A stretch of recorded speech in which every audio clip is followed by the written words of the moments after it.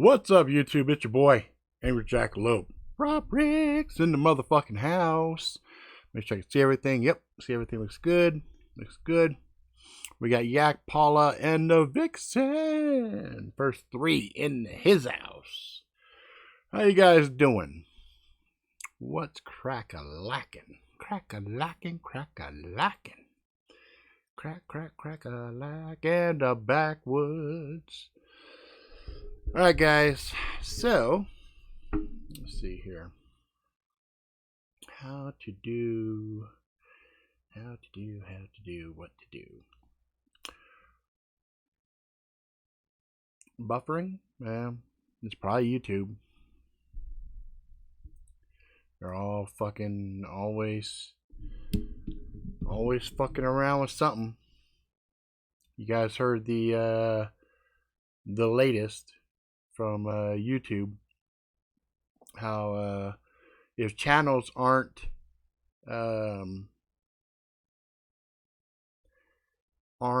bringing in revenue, then they can shut your channel down. Which I'm kind of like, I'm a little confused by that, because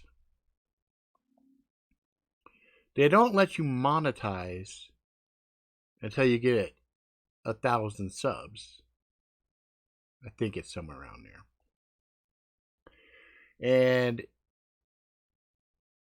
if you can't monetize before you get to that 1,000, that means anybody who creates a channel, they can shut you down anytime they want. So if they want to shut you down and you don't fit with what they want, well, then they can shut you down. I guess that's per the new terms of service, which I'm kind of like, dude, that's fucked up. If that's actually the case, that's pretty fucked up. So before we get into the TEX CREEK stuff, I'll let some time go so other people can show up. I did want to show you guys something neat. So here we have just a plain Jane piece of paper, nothing special. Ooh. And then I got a little seal here. Stick this in, and I basically squeeze it. And I think that's probably gonna work. Boop. Yep. And now that plain piece of paper, if I can get the angle just right. Oh, you might not be able to see it. It's not enough definition. Oh, there you kind of a little bit can. There we go. So what it is basically an embossed seal. Embossed seal. Oh, you're reading Infernal Justice? That's awesome. And the reason I'm bringing up the embossed seal is because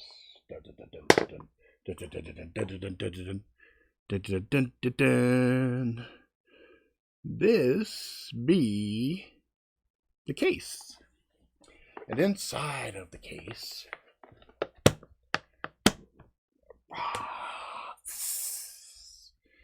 is a book.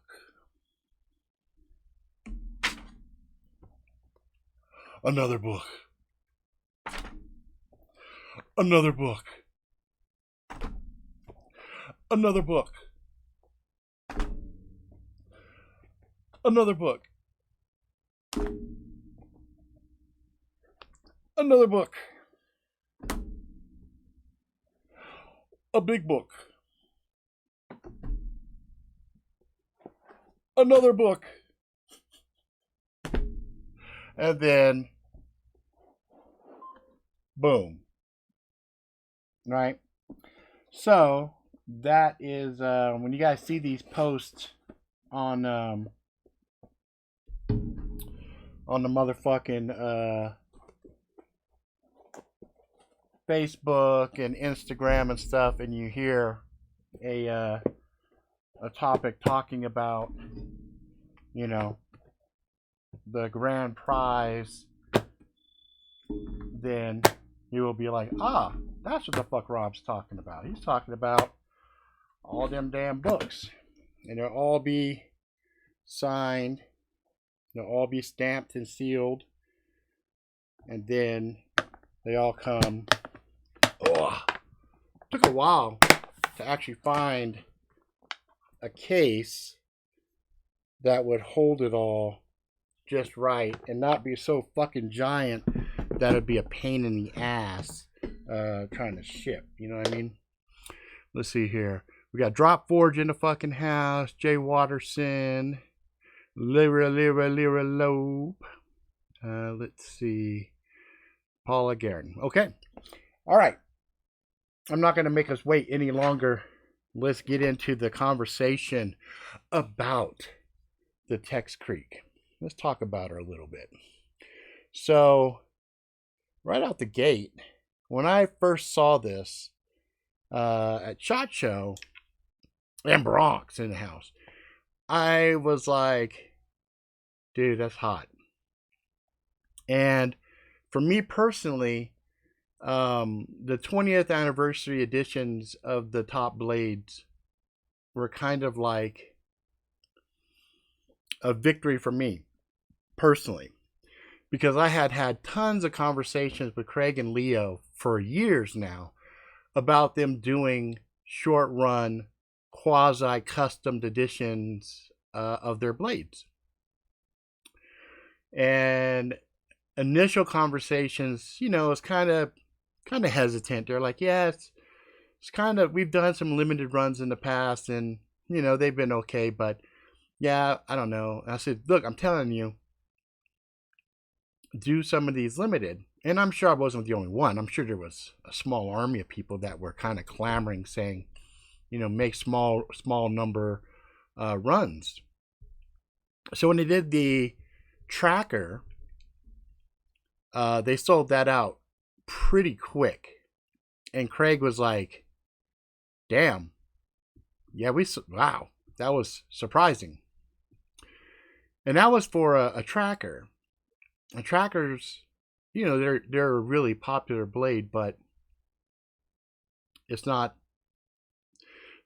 like when they came out with the TEX CREEK. When the TEX CREEK dropped, and they did 500 of them, they basically sold out. And that includes from dealers, okay?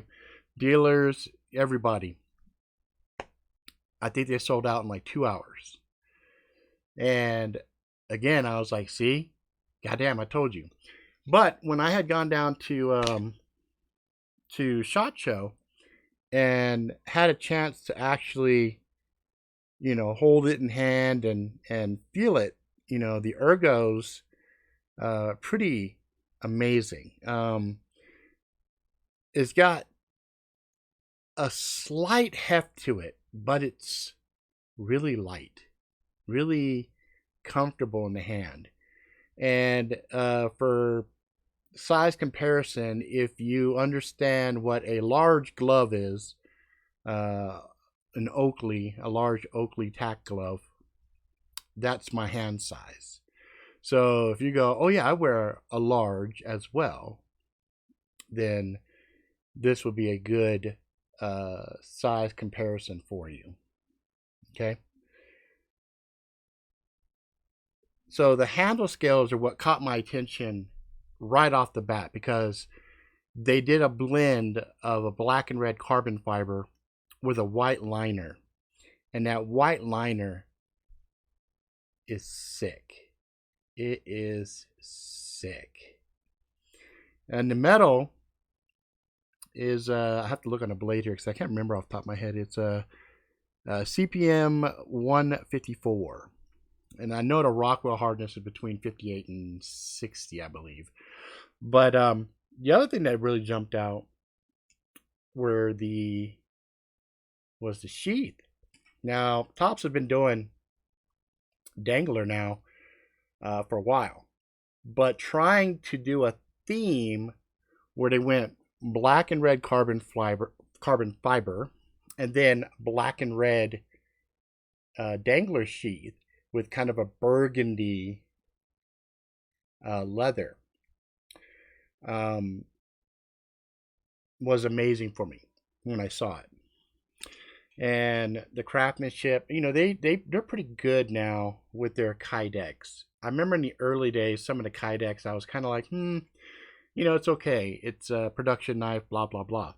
So I was real happy to see when I got this, that this was done amazingly well. I mean, it is spot on.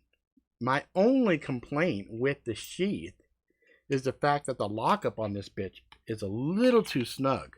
A little too snug. I'll show you what I mean. Okay, so pops in, right? No rattle, no play, but you go to pull it. See me pulling just like this? It's in. I have to actually put my thumb, oops, let me flip it this way. Put my thumb on a ramp here to get leverage. Boom, no problem. Right? And it's tight enough, at least on mine, that it leaves a little bit of the red kydex on the scales. But again, I could loosen it. I'm not really tripping. And I carry this in an interesting enough position where I actually am happy that that lockup is super tight, because I know there's fucking no way. There's fucking, look, this is a $3,000 Surface Studio right here in front of me. It ain't coming out. It ain't coming out. I have to like want this bitch to come out So lock up, a little too snug, but I'd rather have be a little too snug than a little too loose. It's got a very nice pronounced lanyard hold on the back. I mean, it's big. That's a big ass hole back there. So depending on what you want to, you know, wrap back there or whatever, no problem. I can't see anybody really trying to wrap the actual handle itself because it's already really beefy. It's got a good palm swell that just, like I said, it's really hard to showcase something when it comes to like ergonomics, because really you kind of have to feel a blade out yourself and go, ooh, I like this, I don't like this, etc. I love the jimping. The TEX CREEK model, I think, is a very solid, good model for your bushcrafter and somebody who wants to EDC a blade and not have it so aggressive that it would draw too many eyeballs if you pull it out in public, right? As I say this with like red lights and green lights and shit all over the place here, but the acid finish on here is really nice too. I prefer that over, you know, just your shiny, or even over the black with the oh fucking, you know, the black coating, the traction coating, the Cerakote. But I like the acid better personally. I think it just has a nicer aesthetic to it. It doesn't smudge with my big fat fucking fingerprints and shit. So for me, that's a big plus, because when I when I get a blade and it's shiny and I touch it and there's a fucking smudge, I lose my shit and I'm constantly fucking wiping it down and cleaning it. So I've got a couple of blades that have like a mirror finish, and it drives me bananas. I can't do mirror finish on my blades. I think it looks amazing, and if I had a blade up that I was just showing off, fine. But a blade that I'm taking out, I'm using all the time, blah blah blah, I don't want it. So this guy right here rolls with me everywhere I have my jacket, and it hangs off the hip. My jacket has two big leather straps on either side, and when I designed that jacket, I wanted it, but I wasn't sure what I was going to put there. Originally, I had thought I was going to take some of the Maxpedition bags that had the molly, and I was going to weave the molly through it so that I would have those on the sides of me, kind of like quasi dump pouches where you would normally traditionally have a dump pouch on like a battle belt. So on my left side, I have shears. I have the CRKT shears that I told you guys about last week, I think. And on the right hand side, I have this. And I chose that because as opposed to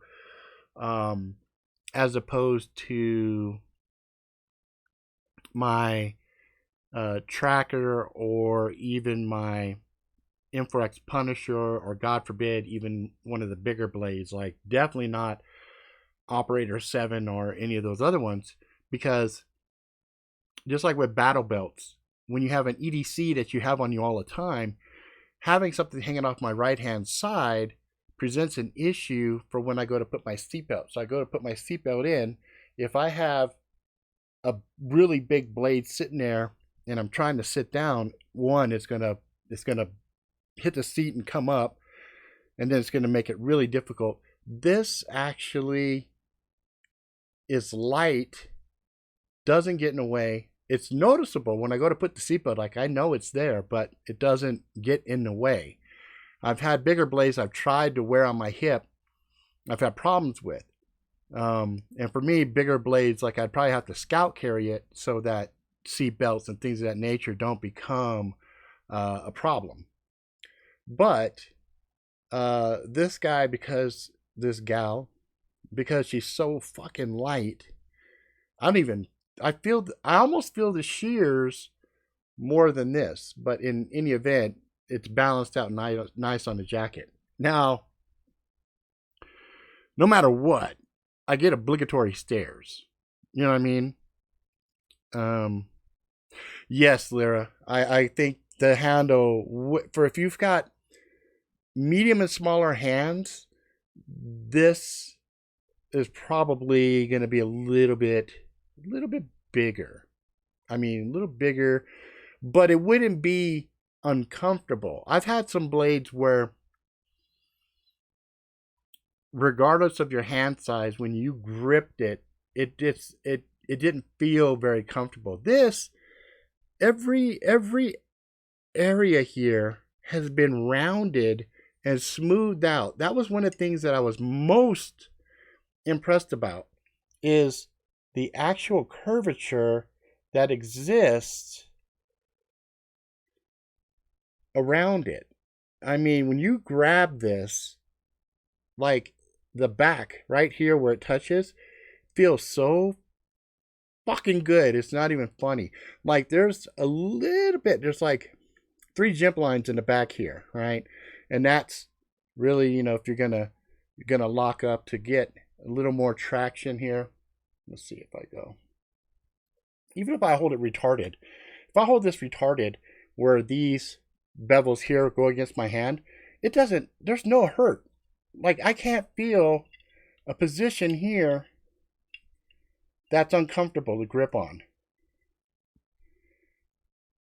Let me see if I can find a position that just does not feel comfortable. Nope.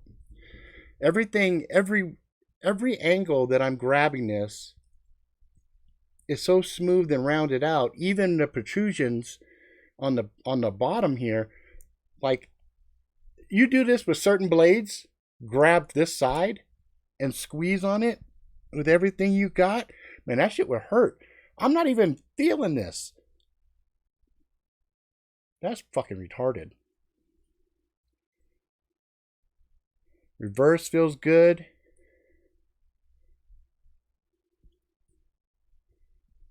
Feels good. Pull back a little bit here. Feels a little weird. There's nothing here, but even with a 3 finger, that's sufficient lockup on it. I really like it. So for an EDC blade, I really like this. Let's see here. I come on and Rob's stabbing the air. Fuck you! Fuck you, air! Fuck the air! Fuck you! Fucking Air. Yeah, this. Yeah, yeah. You would think even with the little screws here, like you would think there's a slight protrusion there. You would think that those would be problematic, and they're not. If anything, it gives you an additional little area for control, which is really weird. Like, I would never think to do that, but it does give you an odd placement for you to put your thumb. That jimping on the back here, though, just to hold like that. Like, I know you bushcraft motherfuckers, you'd probably find all kinds of wonderful fucking uses. You know what I mean? Let's see. What did Yak show me before? Let's see. What was that chest cut you showed me? So anyway. So yeah, so I definitely dig it. Now, you know, this was a limited run. I know sometimes when they do things, like when they did that one-off on the M4X Punisher for me, they actually went with a very pronounced angle on it because they thought all I would do is cut paper, and then I went ham with it and actually fucked the blade up. And they were like, Rob, we didn't think you would take a custom made for you M4X Punisher and brutalize it. I'm like, had to know if the heat treat was good, right? You gotta know if the heat treat. That's always the mystery, right? Doesn't matter how good a blade looks or anything else. You have to hard use test it if you're gonna stake your life on it, because you never know about the heat treat.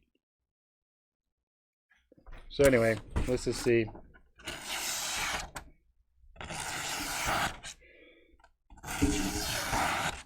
Man, that's sharp enough for me. I didn't touch anything on this. And this is resume paper. Let's see if we can get real fine.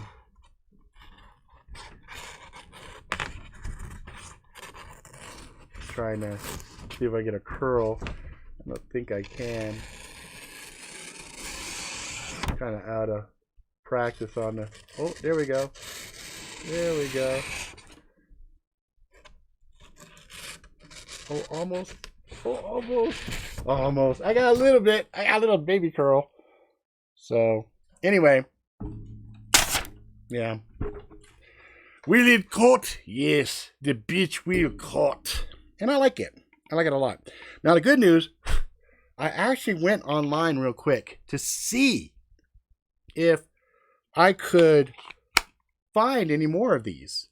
And I did. I found a couple of spots online selling them for $180. So it retails at $300.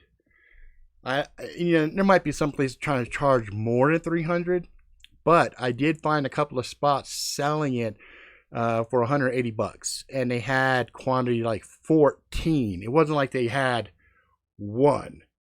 So that's super, super good news for anybody who wants to get their hands on one of these, because I tell you what, when they're gone, they're gone.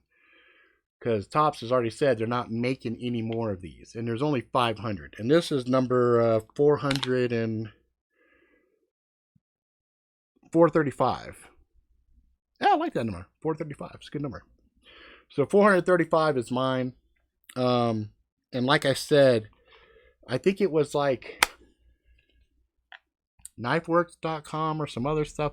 I'll put a link. I'll go find it again and put a link and update the quantity on it. But like I said, if it's something you've been wanting, that's going to be your best bet to go, because Topps is sold out. Blade HQ is sold out. There's a few that I went and looked at. They were sold out. They even had a couple of spots on Amazon that were selling them. They were sold out. But that, ladies and gentlemen, is the TEX CREEK. Oh, yeah. All right, so that was the fun stuff.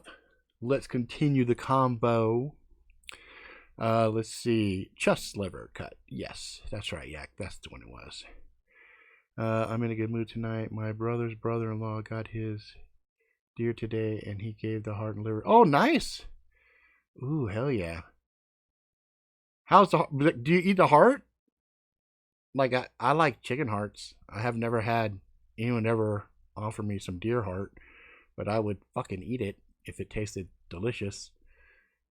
Granted, right now I'd have to cut it into little tiny pieces for me to eat it with my. But yeah, I like heart. I'll buy like, and the best part is like if you go buy chicken hearts, they're so fucking cheap. But the bad part for me is they're hella chewy. So I'm still dealing with these fucking teeth, man. I'm still dealing with this shit. I have a spot right back here where they cut.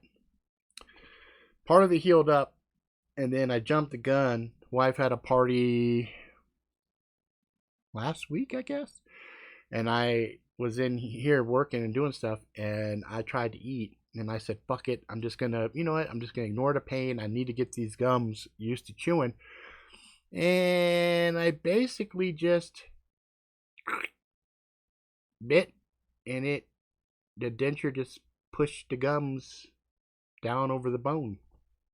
So I made a small incision, a big gaping jaw exposed area, which really fucking hurts.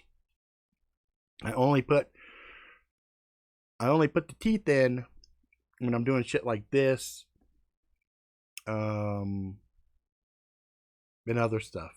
But I try not to. Right now, I try not to eat with it because the dentist had told me straight up, let it fucking heal. And then on the front right here, I got two bones sticking up. I'm like, am I growing fucking teeth? He said, no.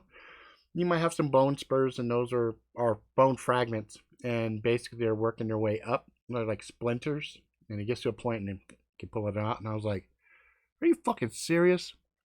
So, yeah. So that's what's coming on there. I ate the deer's liver with a fava beans and a nice bowl of Chianti. Exactly. That's what I'm talking about. I look forward to eating again. I've been real tired of soups, ravioli, what is that shit? Cream of wheat? Yeah, kind of cream of wheat. It's got like these Irish oats. I saw those and said, oh, fucking Irish. Hey, what the fuck? Let's get some fucking Irish, you know? And I was real happy about that. But, yeah, I'm getting real tired of my diet. It's super boring. But I am losing weight. I've lost over 12 pounds already just because I can't really eat what I want to eat. But that's that. All right, so on the news, I saw a lot of people are super excited that the Dow has hit 28,000. And I know people are excited when it hit 27 and when it hit 26. And only thing I got to say about stock market and all these new records is the bigger they are, the harder they fall. And make no mistake, this market's going to take a shit. It's going to take a massive shit. And there's people like my mom and a ton of other people I know. They have all their retirement. Everything is just locked into their 401k. And I keep telling her, you keep your shit like that in a 401k and you don't do something else. That's basically what you're doing. You're cutting your own fucking throat. You should always diversify, find some other stuff. Have your investments in other arenas. You know, don't put all your eggs in one basket. You know. She goes, well, what about you? I said, what about me? I don't have no stocks. I barely have health coverage. Talking about fucking stocks. Fucking tripping. But I do have a shit ton of friends that are investment bankers. Some of them have very, very, very subtly alluded to the fact that there is a market correction coming. Now, conservatively speaking, I would be surprised if we don't see a massive, massive correction before the new year. That's conservatively.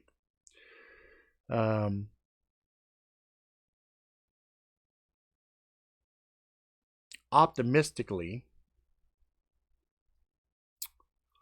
I think it will happen after Trump is reelected.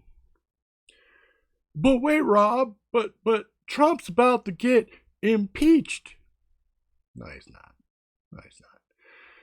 First and foremost, the machinery involved with the actual impeachment process, they don't have enough influence to actually make it happen. Two, I've been watching and just neutrally just looking at the witnesses that they bring up and everything else that are testifying. And while I don't have any problems with the witnesses that they're bringing up, if you scrape everything away, it's all hearsay. It's all, I heard from a person who heard or was in the conversation this happened, which in the court of law is completely irrelevant. It's hearsay. So I'm like, okay, well, I heard that Donald Trump was going to give me a small loan of $1 million, but I can't take that to court and say, that's legally binding. He should give me that small loan of $1 million because it ain't going to work. But now we see this shit. Like, it's amazing to me. It's kind of crazy. What's up, Stalkin? In the house. Yeah, I'm all right. I'm doing okay. I'm doing pretty good. My wife is really sick right now. Not sick like deathly ill, but like she's just sick. She's got the flu, so she's not feeling very good. My daughter is out on a dance. I got to meet the boy who's taking her, and seems like a good kid. I didn't really have a long conversation, do any of that crazy shit with him. I just was playing Borderlands 3, and they all showed up. And when they got ready to go, went outside and told them how to pose, and we took pictures of all of them. So that was okay. They went to go bowling, and then after bowling, they were going to eat, and after they're going to eat, they're going to just dance. And I was like, okay, yeah, that's cool. I'm not really too concerned about it. I got some projects. Oh, my dog got fixed yesterday, so I've been watching her and keeping an eye on her, and she bounced back like a champ. She's wanting to play rough and everything else, and I'm having to, nope, settle down. So I think she's gonna be fine. So yeah, we had a lot of stuff happen in the last 24 hours. That was kind of a roller coaster, but it's all good. I hope the rest of you guys are doing okay. I mean, right now, what I'm really trying to do is push forward through the rest of this year. You know what I'm saying? Yeah, Hillary, to make her not so secret announcement that she's running again. I mean, if she does run, she probably has a better chance than any other Dem out there. Bernie, I think the nail in Bernie's coffin was when he had his heart condition recently, and people were asking him, how do you expect people to have confidence in you to handle one of the most stressful positions on the planet when, as you are, trying to become a candidate, you overexert yourself. And he says, we're going to double our efforts and go even harder. I'm like, that didn't really answer the questions to put certain people's minds at ease. But Hillary's health has always been somewhat questionable too. I remember seeing her collapsing and seeing her, that famous fainting one where she fainted right out in front of the limo, and they had to carry her to the car, and they made that look like you know. Oh, she's just dehydrated, you know. So yeah, Hillary. I would be surprised. I would frankly be surprised if she didn't, because I think from a TV point of view, from theater, it would be interesting to see Hillary versus Trump part two, the Rumble in the Jungle, and see her try to, because she's a nasty person. I mean, she's a fucking bitch. Like, she's mean as fuck, and I'm not saying that like I know her. I'm talking about first-hand accounts from Secret Service that protected her. That said, yeah, her little prim and proper thing that she portrays, like, she's a fucking mean one. Like, she's fucking ruthless. So I think it'd be interesting to see them go at it, personally, because I think Hillary, if she unleashed the beast, and it almost seems like the Dems have been kind of, conditioning people to get ready for it, right? Because they were talking about how brutal Trump was and the change, and suddenly Hillary came out talking about grabbing by the cock. I think she would get more supporters. You know what I'm saying? Let's see here. That job says, fun project coming on Twitter for me soon. Grabbed a couple of things to send down to you next weekish. Oh, shit. Cool. Appreciate it. Yeah, I'm 50-50 on Trump re-election at this moment. Come next November, we will see what's up. I think Trump, I don't think any of this shit that's been going down recently is going to affect the tried and true Trump supporters. I think if anything else, it's going to fire up people that have similar ideology to current Trump supporters that might have been on the fence, right? Because they look at what they're seeing coming out of the Democratic Party, and they're just like, oh my God, these people are fucking crazy. And I don't really give a shit either way. Like, to me, both sides are completely full of shit. I never liked Trump, and I definitely never liked Hillary, but I do enjoy watching the deep state and the mainstream media get pissed off at Trump. And so that, whenever the enemies of my enemy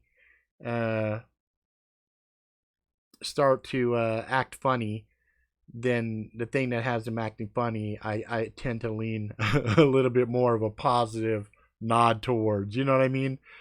I'm not by any stretch of the imagination saying that I think Trump is fucking amazing or anything else. I actually, for the most part, don't really have a shiny point of view on him. But I do like some of the end results of shit that he's done. So, take that however you want to take it. But I definitely think I still can't watch any of his off the cuff presentations, any of his speaking engagements where he's not scripted. If he's scripted, it's okay. But if it's not, I can't make it more than 30 seconds. I'm just like, mute. I go, let me read the transcripts, because I can't listen to the guy. I just can't do it. I couldn't stand Obama, but at least I could listen to him. I'd be like, okay, all right. Oh, my fellow Americans, I am Barack Obama. I was like, whatever. Yeah, Jay Watterson, I agree 100%. I don't think any of the, well, I do like the one military chick, but that's only because everybody in the mainstream media has been going after her, and that's because Hillary probably thought she was the only real threat to her.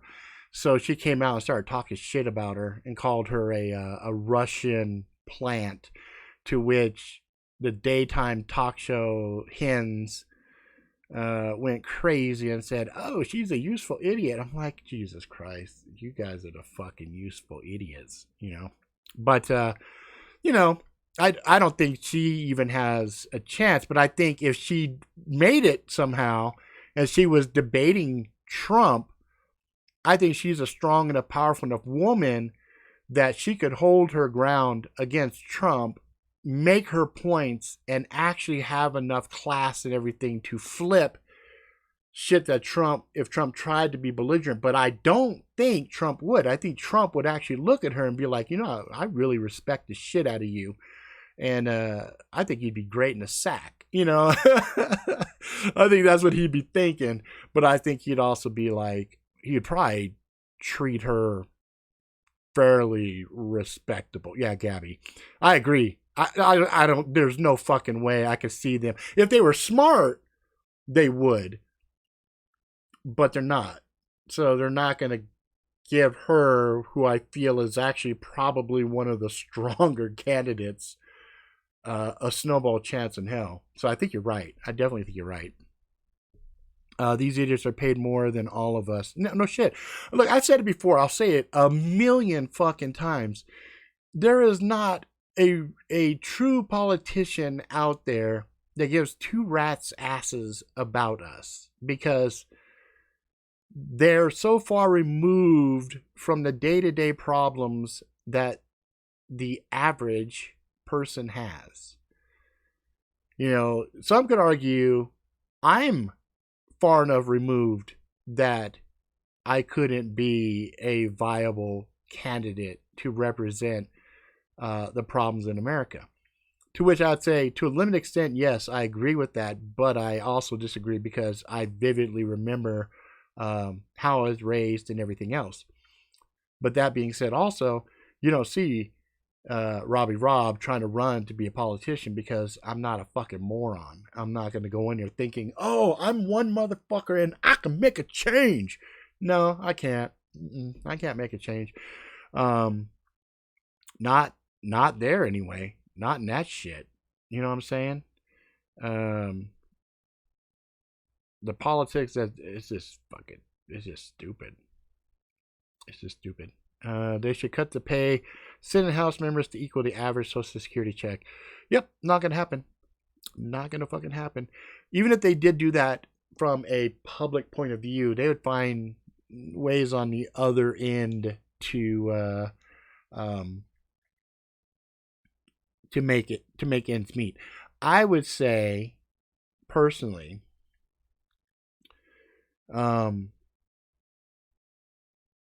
you should do public service quasi almost like a draft. Like, people in the community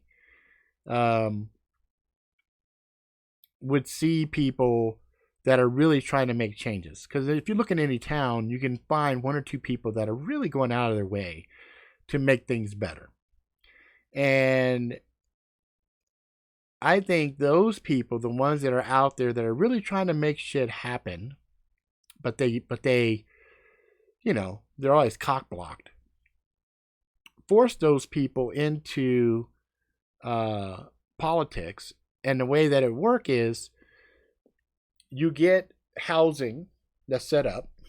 It's just very mundane, because you're going to spend the bulk of your time working, right?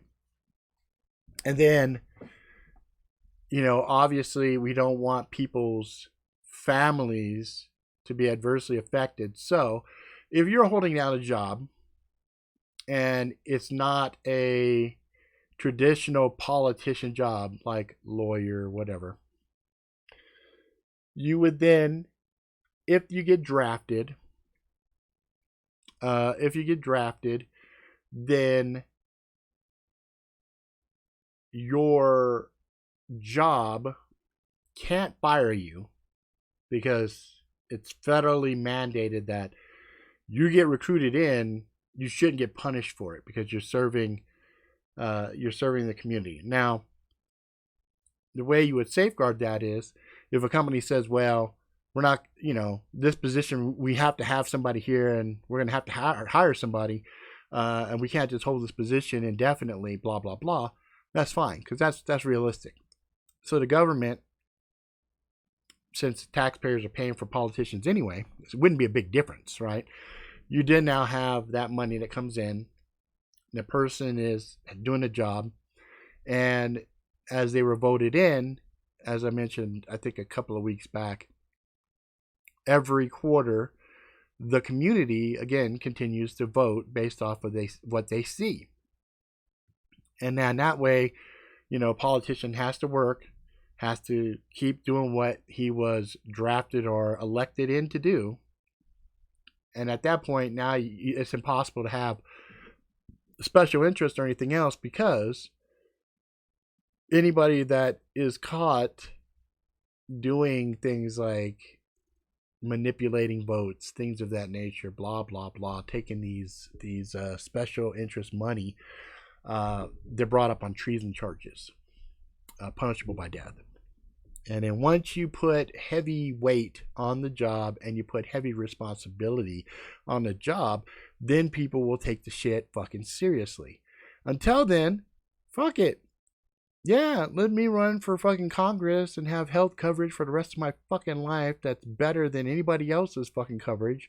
Let me get a nice big chunk of money, and then when I leave, if I decide to leave politics, which some of these fuckers won't, but if I decide to leave, hey, I got a nice cushy job working as an advisor or special interest, blah blah blah, with X amount of money.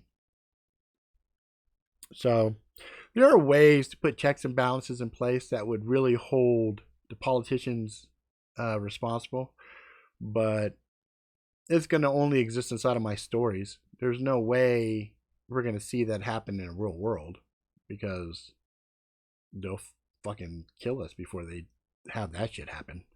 Now, if, let's say I wrote a bunch of stories and that system existed and somehow it became a movie, and then society collapsed, and then people are like, hey, I like the government that was inside of that book or that movie or whatever. Well, then, maybe then. Yep. No getting paid for speeches, none of that shit. Once you leave, if you leave office and you want to write a book or you want to do whatever, and you're no longer inside of politics, like if you remove, you're done with your thing, but now you go back to your job as a teacher, a lawyer, a doctor, whatever, but you want to write a book, that's fine. Anything after the fact, if you want to do speeching and people are like, yeah, you're a very inspirational person, you made profound change, and you were one of the people that helped revitalize and blah, blah, blah, and we'd like to hear you inside of our economics talk to help us understand, whatever. I don't think they should be punished from that point of view. If they're actually working still on their own and they're not in the public sector anymore, now they're in private, that's fine. Go write a book. I don't give a shit. I have no problem with people that try to do hustle where hustling is allowed. You know what I mean? Yeah, the consecutive terms, I think, would make sense only if the particular position itself is deemed difficult, right? If it's something that takes you almost a whole term to learn, then yeah, that one could have consecutive. If your constituents still think you're doing a good job, then yeah, maybe you do 2 or 3 terms, but there would be some kind of a limit on it, right? And then the only way that you would have some form of extension on that would be like if you're cross-training a replacement. So I don't think it's a bad idea if somebody spends 2 terms and they are making great progress, and then the constituents say, look, we don't want the new guy coming in blind. We want you to shadow him and, share your knowledge and help him grease the wheels and everything. And again, that would be something that the constituents, the people, would decide on. If the people are like, nah, we don't really know if you're going to be necessarily good with this guy or whatever, maybe they ran, maybe there was some kind of a vote off and it was close between the two, and, because there's got to be voting, all right? And not everybody's going to agree. So there might be more than one candidate put up. And then at that point, they're going to have localized competitions against each other while they think, they could make a change, or why they think they're not good enough for the job. You might have one guy that says, look, I know you guys really want to do this, and I appreciate the fuck out of it, but I would really suck at this. So he might be doing the antithesis, right? He might be trying to convince people during a debate why he thinks his opponent is better than he is. You know what I mean? And that's when the system works good. Because if you have people that are getting drafted in and they're trying to convince the world, look, yeah, granted, I know how to do this, I know how to do this, I know how to do this, but I'd be shitty, guys. I suck, you know? That's the kind of person I'd be more interested in studying and looking at and saying, nah, bullshit. You're exactly the kind of motherfucker I want over there representing me, you know? But, you know, in any way that you look at it, the problem is there's not a lot of innovation. Like, you know, you look at technology, you have innovation all the time. You look at medicine, innovation all the time. You look in education, there's innovation that's there, but it's not leveraged as much as it could be. But you don't really see a whole lot of innovation and smarts being thrown into politics because they don't want it to change. It does exactly what it's supposed to do. It creates this wrestling environment where you've got the good wrestler and the bad wrestler, and who's the good guy, who's the bad guy, and you know, the theater that's there. They know damn well that the average person is completely ill-equipped to vote or run the country the way it should be done. That's why they try to dumb down fucking everything and turn it into a popularity contest, because most people don't want to spend a lot of time looking at it. They just want to look at a person, listen to them talk, say, yeah, I like that person. That's the kind of person I'm going to vote for. Or they go, fuck it, I'm going to vote party line, and that's that. You know what I mean? Exactly, Bronx. They need to put a report card on them every year, front page of the newspaper, right? And on a website and everything else that anybody can go look at and they can see what's going on. Somebody can put up an issue and then the constituents can say, yep, we agree that he's not representing us on this regard. This is the thing that we wanted him to talk for us the most. It's about water. We give less than a fuck about all this other bullshit. We want our water taken care of, right? And if he doesn't, and they vote his ass out and they say, you know what, you did a shitty job and you did not do what we hired you to do, what we drafted you to do to the best of your ability, right? And of course, he'd be able to defend himself. He'd be able to get a lawyer and say, look, this is the minutes, this is what I did, and these are the people that prevented me from doing the job. So now there's full transparency. So now the constituents go, okay, so you did everything you could, but you were just cock-blocked by all these other guys. Okay, we get it. Now, if they go through that, and he's like, nah, he just didn't do the job, well, that's the equivalent to a dishonorable discharge. No voting, no rights as a citizen, because he was elected by the citizens to do the job and he didn't do it. So they're like, well, you know, you didn't represent us, so fuck you. You're not part of the community then. You know. So I think that would work pretty good idea. Work days, a job outside government. You know, that could be a bad thing. It could be a good thing. I think, you know, it's one of those things where it depends. There might be certain states where and cities where that would make sense, but you know, some of these bigger ones, they have enough fucking problems that if somebody's there, they should be theoretically putting a lot of time and effort trying to find solutions to things. You know what I mean? So anyway, let's see here. Roger Stone. What? Roger Stone. How come I don't see it over on here, but I see it over there? Roger Stone was convicted. Oh, didn't know that. Do you like Mr. Miyagi and the Next Karate Kid? I saw that over there. Oh, there it was, way up there. Okay. So anyway, let me recap real quick. TEX CREEK 20th anniversary edition, I think, is a really, really, really, really beautiful, awesome blade. Obviously, I haven't done any kind of hard use test, but as an EDC blade, I don't really anticipate me doing a whole lot of heavy lifting with it. Cutting meat, sandwiches, things like that is really, in packages, really that's what this is going to end up being used for me personally. But this is part of my everyday carry now. This is on my jacket every single time I leave the house. The other thing I wanted to again point out is every Thursday on Facebook, Instagram, Twitter, blah, blah, blah, you'll see me mention starting right at midnight Wednesday going into Thursday to the following midnight of Thursday going into Friday. I have an ebook for free up on Amazon. So we've done 3 so far. We've done 3 Simple Rules, Rusted Blade, and just last Thursday, Infernal Justice. Next week will be Augmented Truth. The week after that will be Dude, Just Kill Yourself. And then the week after that will be Harry's Situation. And the week after that will be Magic Really Sucks 2. And then Magic Really Sucks 3. Wait, Rob, what happened to Magic Really Sucks 1? Can't do that one because that one actually is in the domain of my publisher right now, Black Rose Writing. They have final say on promotions and things like that. So I can't just say, hey, I want to do a promotion right now. So anyway, and that will wrap up around December 19th. And then every 2 weeks after I let one of these out in the wild, I pop a question if we have a contest. So the contest, for those of you who are interested, this last one, for example, would happen Thursday, which is, it's 3 weeks. So it's 2 weeks after 3 Simple Rules. The question was,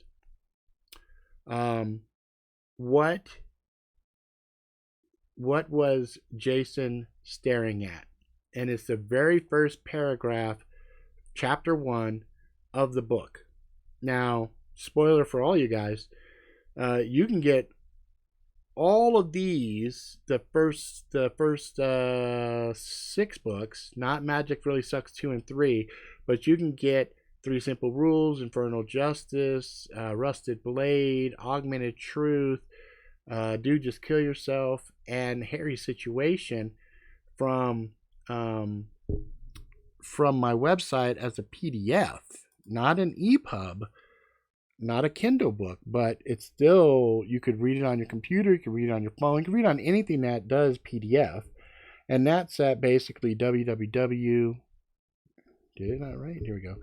www.robertrricks.com.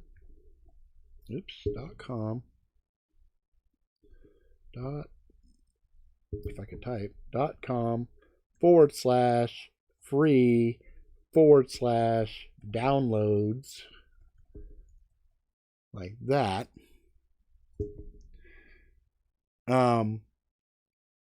Just make sure you put the HTTP. That link might not work there. I don't know. It may or may not. Let me see. Did it do anything with it? Yeah. Let me do. Let me see if I can make it clickable. Hang on. Let's see if it'll let me do a copy. Oops. A copy. And then see if I can just do the HTTP : and then paste it. See if this works. See if that one works. Yep, that works. So there's a link now in the chat. So you can go and look at the same. You can look at the same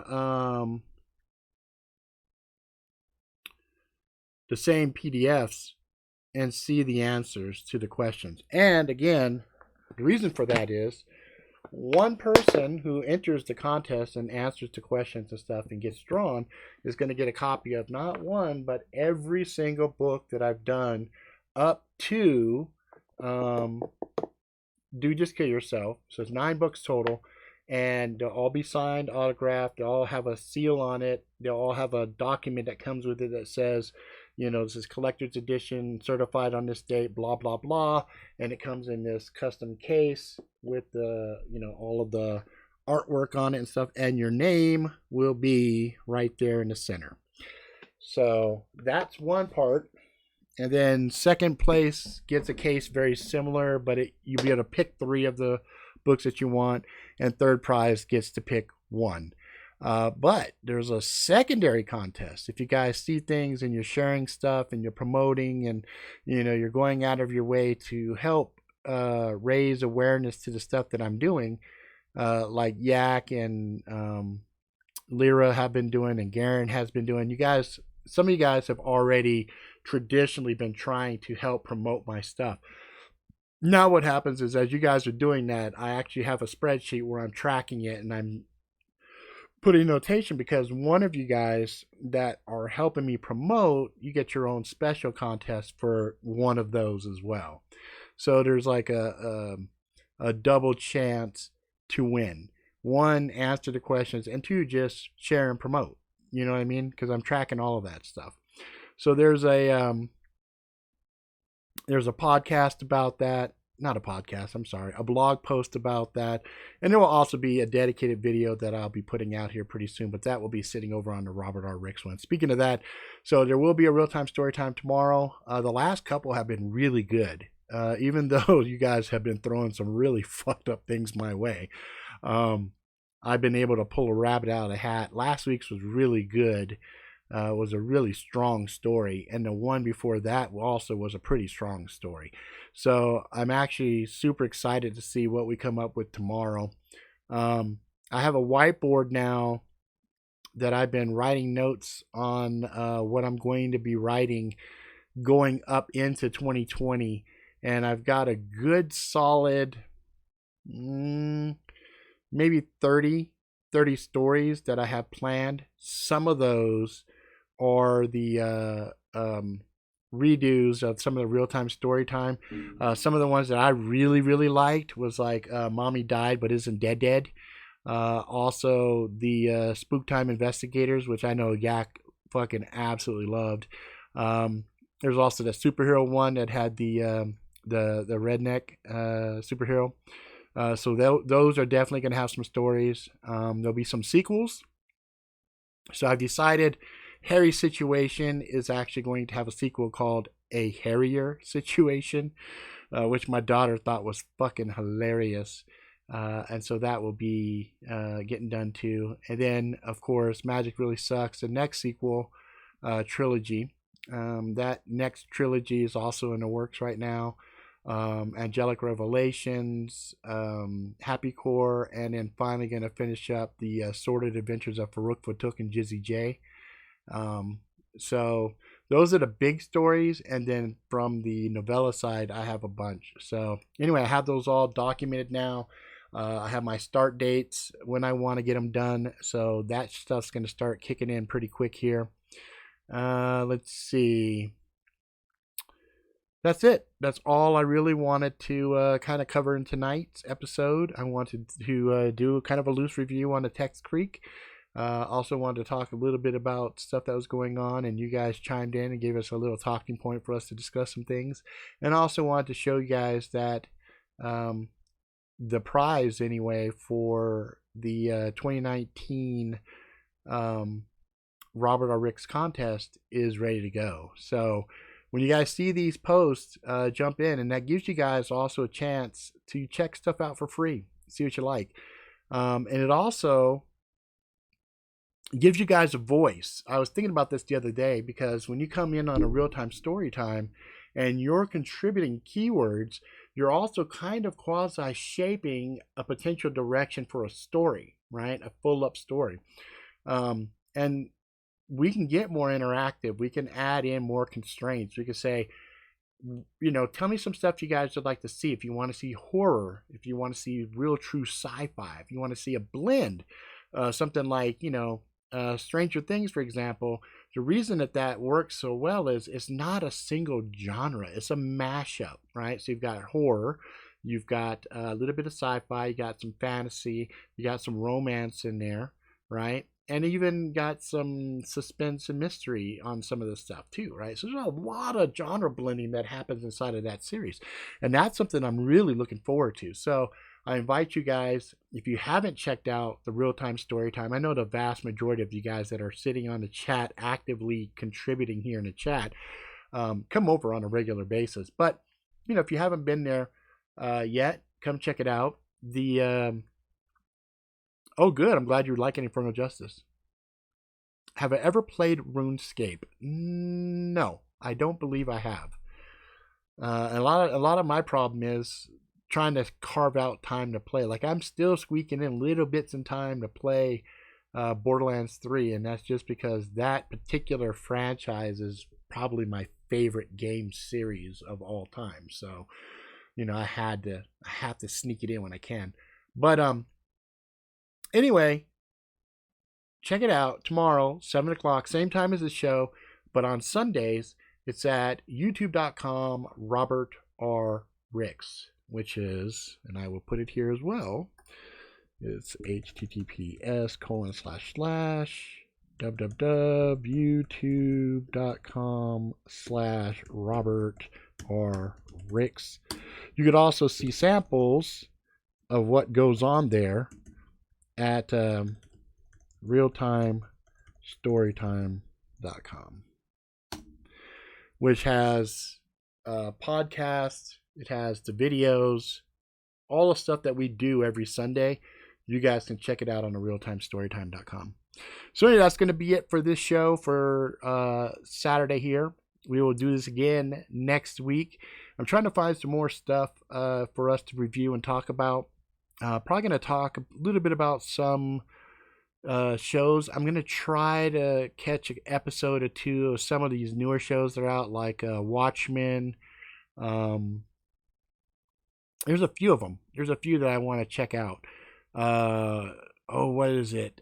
Born Identity one. Treadstone. So Treadstone, there's a series, a TV series now that's based off of the Born series. So I'm kind of intrigued and want to see what's up with that. I've also been with the wife every so often catching up on Blacklist. So it's been kind of ridiculous lately. We're slowly but surely getting to the current time, but we'll see. Then Batwoman is another one I want to check out. There's a few I kind of want to see and kind of chime in on. And there's some movies also. Me and my daughter during Halloween, we watched a lot of old school horror stuff, and we became completely enamored with Evil Dead series, and we watched Ash versus Evil Dead all the way to completion, and we were heartbroken that the way they ended it was just so fucking great. But anyway, that's it, guys. You guys have a wonderful night. Thank you for hanging out with me on a Saturday. That's it for now. If you like it. Please subscribe. Tell your friends far and wide. Until next time, motherfuckers, please be good to yourself, good to each other. Go out and live life to the fullest. Ride the bus till the wheels fall off. Get some scars. Find some love and all that jazz. And I will see you motherfuckers next time.